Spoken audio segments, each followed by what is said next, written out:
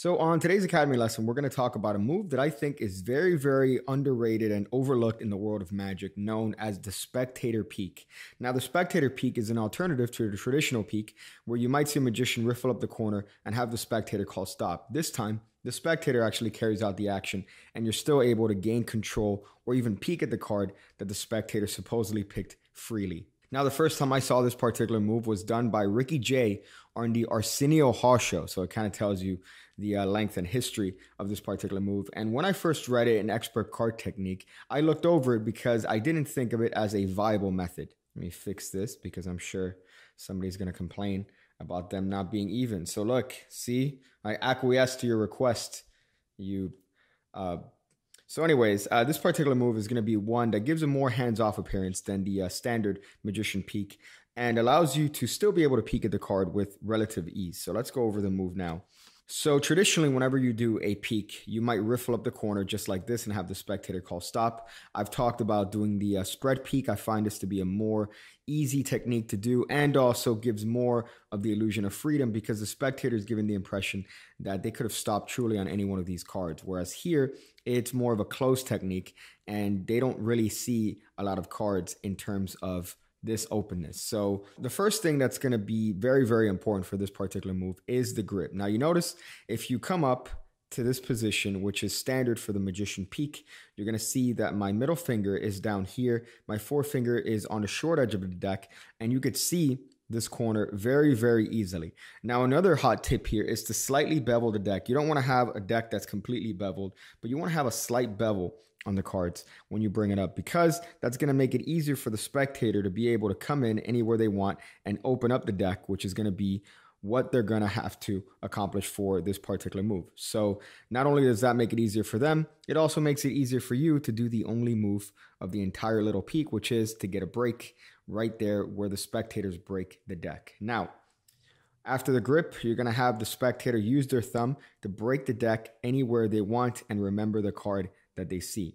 Now here is going to be the most important and crucial move because you're going to have to deliver the instructions very clearly to the spectator.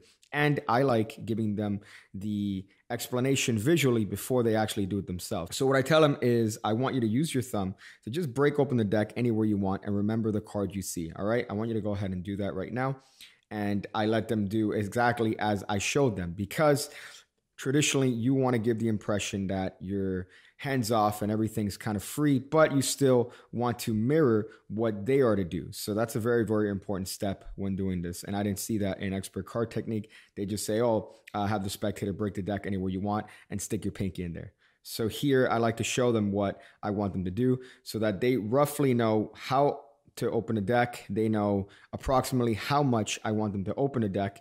And that's going to give me more of an opportunity to get a break underneath the card, which is exactly what I'm going to need to do. So one more time to tell the spectator what I want you to do is use your thumb to break off the deck anywhere you want and remember the card that you see. So go ahead and do that. I won't look. And of course, I'm looked the other way. So at this point, the spectator is going to use their thumb and they're going to break open the deck anywhere they want and peek at the card. Now here it's very, very crucial because you're going to have to be in position to get a pinky break from the instant the spectator breaks open the deck, because you don't know how long they're going to open it. And you want to be sure that you're going to get the control over the card the first time. You don't want to repeat this action and say, you know what, I want you to do it again. So you want to make sure that you nail this the first time. So you're going to have the spectator use their thumb or even their finger to break open the deck anywhere they want. I traditionally like to use the thumb because it just gives you a little bit more of an opportunity. Usually spectators underestimate how much strength is in their thumb and they might open the deck more than needed, which is going to give you more of an opportunity to get a break over here.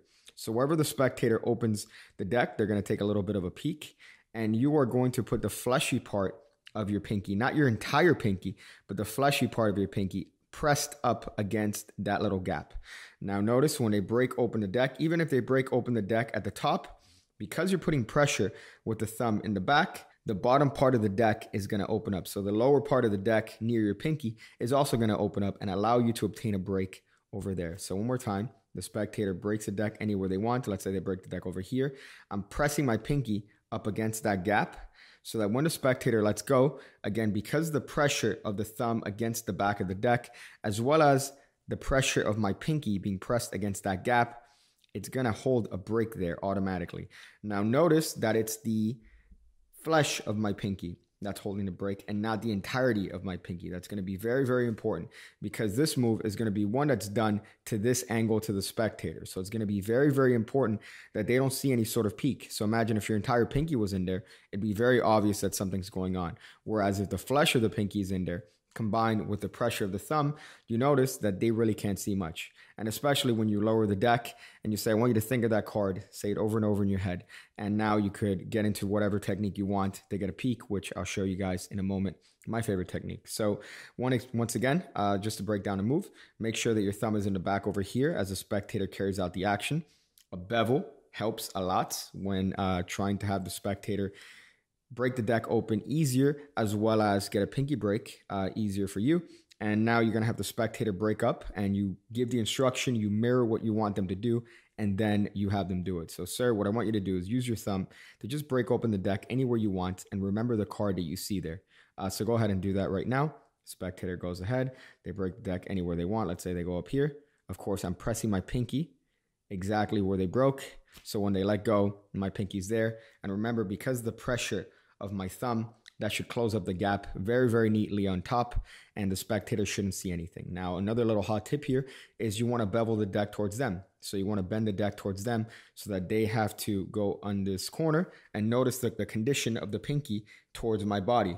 The pinky is here in this sort of perpendicular way as opposed to being parallel to my body. It's perpendicular. So here, the spectator breaks open the deck up here, and they only see this top edge, whereas it covers the action of the pinky obtaining a break in the lower part of the deck better if the deck is perpendicular to your body. So that's just a tip. Some people might prefer to do it straight on to where you are parallel to your body. I just like doing this little thing because it hides the action back here that much more. So you notice that when doing this move, there's more of a hands-off impression that you give to the spectator because they're the ones accomplishing the action of the actual move itself, as opposed to you going in and having them call stop. So it's a more hands-off approach, which is something that I really, really like about the Spectator Peek.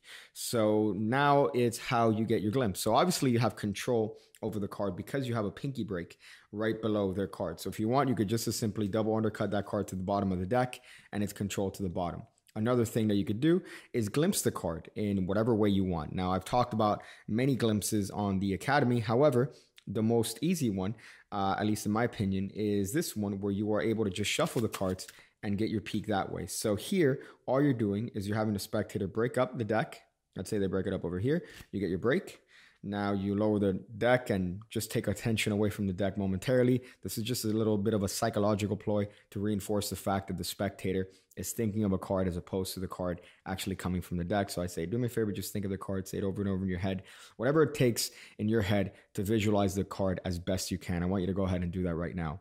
And now when I bring the deck back, it's kind of like an afterthought, just a little bit of a tip there. So now all that's going to happen is that, remember, you have a pinky break. I'm going to come in with my thumb, and that pinky break is going to get transferred to a thumb break as I turn the deck in preparation for an overhand shuffle.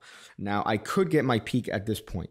It's very, very easy for me to look at the gap at the Queen of Diamonds here as I bring the deck to this position. So that's where I could get my first peek here if I want. Now, what I'm going to do is I'm just going to shuffle these cards, and I have more of an opportunity to get my peek by just looking again at the gap there created between my fingers. So you notice that as I'm shuffling, I could just as easily look in the gap and peek at the card. The next opportunity for me to peek at the card is when I get to the break, I see the Queen of Diamonds and I can continue shuffling off. So I have multiple opportunities to gain my peek this way.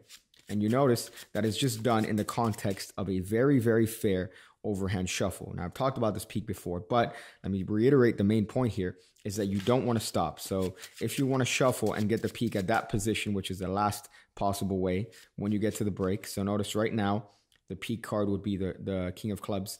It's very important that you don't pause there because that could be a huge tell to the actual mechanics there. So here we have the 4 of spades. So when I shuffle the cards, I'm going to get my peek here and keep shuffling off. So at speed, it should just look like this. So we have the 5 of clubs. Notice that there wasn't any sort of break. There wasn't any sort of pause. And yet I still got my peek by looking for the card that is at the break. So that is just the most simple peek you could do. Again, it looks in action here. Sir, I want you to use your thumb to break up the deck anywhere you want and just look at the card that you picked. So in this case, go ahead and do that, sir. They break the deck. I want you to keep that card in mind, say it over and over in your head, whatever it takes for you to remember that card and visualize it as best you can. I want you to go ahead and do that now, sir. And take it seriously. Some people just look at me like there's dripping peanut butter on my cheekbone, but I want you to actually do it seriously, sir. And as a matter of fact, sir, could you shuffle the cards?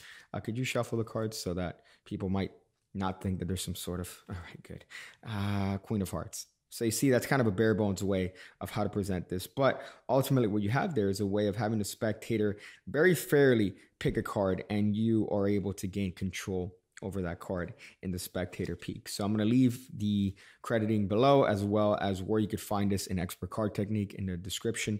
So thank you guys for being part of the Academy, and I hope to see you on the next lesson.